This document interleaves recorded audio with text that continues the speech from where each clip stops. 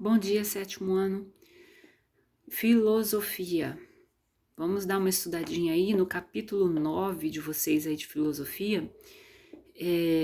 Já estão com o livro na mão, né? Então vamos lá, nós vamos lá para o livro, ver o que está falando no capítulo 9, que por sinal a aula programada de vocês foi algum texto referente a esse assunto do capítulo 9, que chama-se preconceito, ok? É o que nós vamos ver agora, tá? Tá na página 41, né? Isso mesmo, página 41 aí do livro de vocês. Vamos ver essa questão de preconceito. O texto aqui, né, na página 41, fala assim: imagine que você é uma pessoa completamente discriminada na sua escola. Os seus colegas da turma não falam, não querem fazer trabalhos com você, riem do seu modo de ser, né? Desqualificam sua origem social, quer dizer, deboche da sua cor da pele, né? Algum tipo de deboche relacionado. Alvo de insultos, desrespeito, renegado e humilhado, você não consegue estudar e deixa de ir à escola, né? Isso é o que a gente conhece como bullying, né? E isso infelizmente ainda acontece, né? Até os dias de hoje em algumas escolas, tá bom? É triste, né? A gente precisa respeitar realmente as diferenças dos outros, né? Principalmente dos colegas. Porque eu tenho certeza que qualquer um de vocês aí não ia querer ser alvo de deboche, nem de humilhação, né? Nem de insulto, né? Então vamos aprender a respeitar cada um dos colegas com as suas diferenças e tudo mais, né? Vamos lá.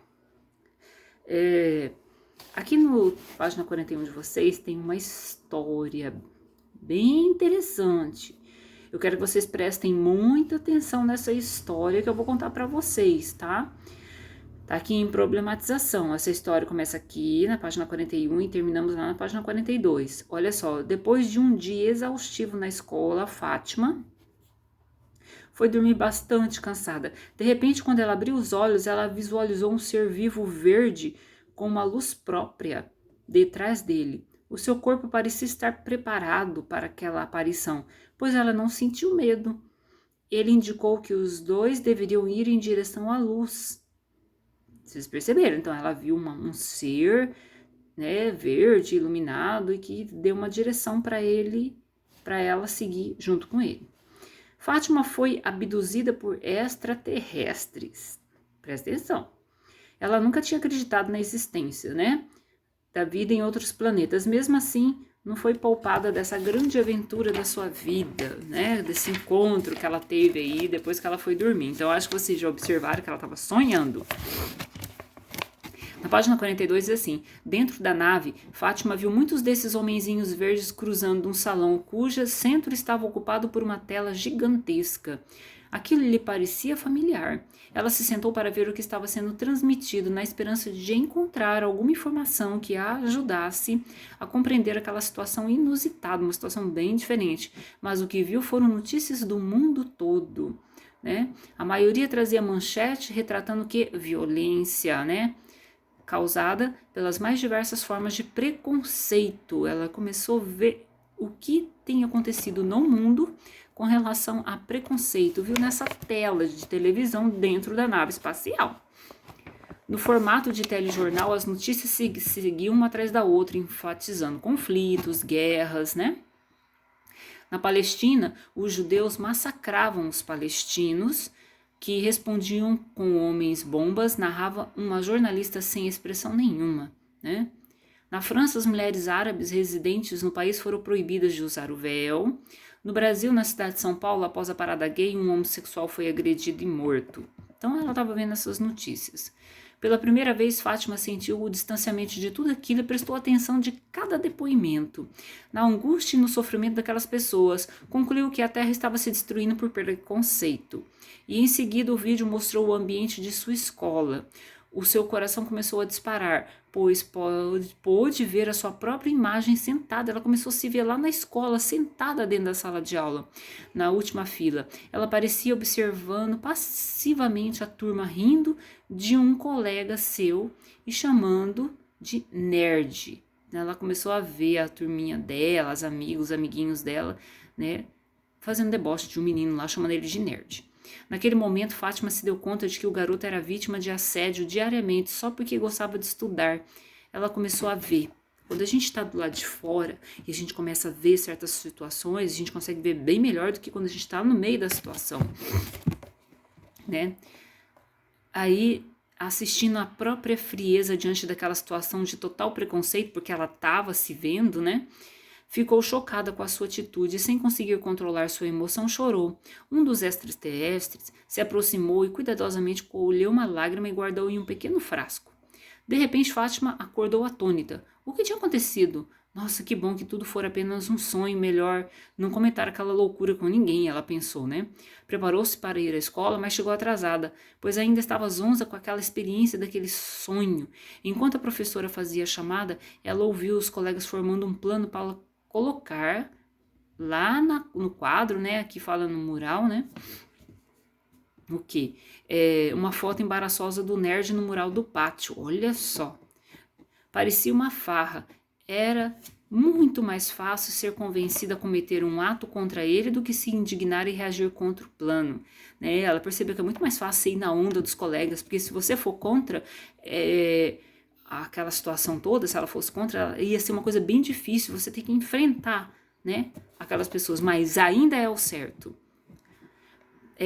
Fátima foi para o pátio refletir um pouco. Quando pôs a mão em um dos seus bolsos, encontrou um pequeno frasco com uma lágrima. Ao retornar à sala, um de seus amigos lhe abordou. Fátima, vem aqui, já estamos com a foto daquele garoto. Você pode nos ajudar a fazer ele pagar o maior mico na frente de todos? Ela reagiu como se fizesse parte do plano. Me dá a foto para eu ir pensando no que fazer. Ela pediu a foto. Chama a turma para uma reunião amanhã para prepararmos a brincadeira. No outro dia, todos se reuniram para ouvir o plano, né? Fátima mostrou um grande painel na cartolina com recortes de jornal, que mostrava os números de agressões e mortes causadas por preconceito. Seus colegas se surpreenderam. Ela continuou exibindo as estatísticas, detalhando o depoimento de algumas vítimas e relatando o sofrimento daquele ciclo interminável de intolerância. No fim do painel, uma seta apontava para a foto do nerd, onde se lia: a próxima vítima da nossa estupidez. Ela mesma escreveu isso. Em um silêncio constrangedor no ambiente, Fátima aproveitou para dizer que a sua passividade e cumplicidade com eles, né, que sempre estava de acordo com eles, acabaram. Depois pediu para os seus colegas refletirem, pois o que eles faziam com o colega da sala era o mesmo tipo de violência que acontece no mundo. Fátima saiu sem saber se havia conseguido, né, mudar a atitude dos seus colegas, pois os professores viviam censurando discriminações, mas os estudantes não davam a mínima atenção para a gravidade do problema, certo? Ela estava orgulhosa de si mesma por ter feito a sua parte, mesmo que o resultado não fosse esperado, né? Porque ela não sabia o que ia acontecer. E isso pudesse afastá-la dos seus colegas, ela não estava mais se importando com isso. Entretanto, para sua alegria, foi surpreendida. Ela notou que seus colegas passaram a admirá-la pela sua atitude e que fez compreender que todos merecem ser tratados com respeito e dignidade. Olha que história bem bacana, né? Existem pessoas muito diferentes no mundo, né? A gente precisa aprender a respeitar. Existem situações assim de pessoas no mundo que são bem diferentes da gente, né? Nós podemos até não aceitar, mas a gente pode o quê? Tratar bem a pessoa, tratar as pessoas com respeito, né? O mundo hoje está muito moderno, tem coisas hoje que é tudo possível, que tudo pode, né? Tudo tá certo, tudo é bonito, tem coisas que eu acho horrível hoje que vem acontecendo no mundo, mas jamais vou desrespeitar qualquer uma das pessoas, tá? Então assim, independente do que elas são, né, do que elas escolheram ser, a gente não é obrigado a dizer que isso é certo, porque muitas dessas coisas não são certas, mas podemos tratar essas pessoas, tá bom? Com dignidade e com amor, respeitando, certo? E é o que, claro, que a gente também quer ser respeitado, porque muitas pessoas hoje em dia, por causa de toda essa liberação, né, elas também não respeitam, muitas vezes, né, nós, famílias, as pessoas, né, que têm outros tipos de tradições, né. Mas tudo isso é bastante complicado. O importante é a gente aprender a respeitar as pessoas. Isso não quer dizer que a gente tem que assinar embaixo e concordar com tudo que ela faz, tá bom? Olha só. tem uma coisa interessante de um filósofo aqui, Voltaire, tá aqui na página 42, tá? Essa história tá na página 42. Ele é um dos filósofos mais importantes do iluminismo de uma época passada. E ele escreveu vários tratados sobre a democracia e a igualdade entre os indivíduos.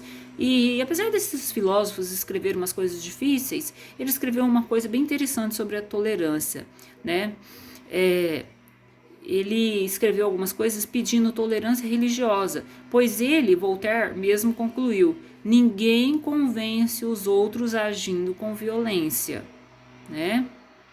Então, assim, ele falou assim que o melhor caminho para a humanidade se desenvolver é a tolerância, né? A gente usa muito dessa palavrinha tolerância, né, para lidar com as pessoas no dia a dia, para conviver com as pessoas.